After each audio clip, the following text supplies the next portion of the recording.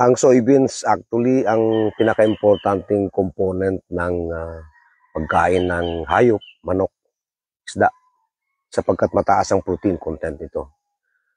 Ang soybeans as of the moment, 99.9% ng ating soybeans requirements ay imported.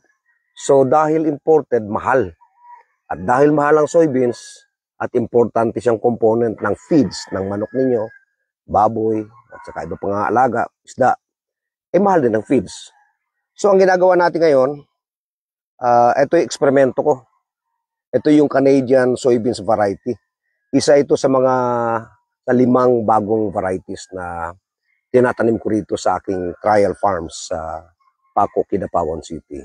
Upang makita natin kung alin yung variety na maraming bunga, maraming produksyon,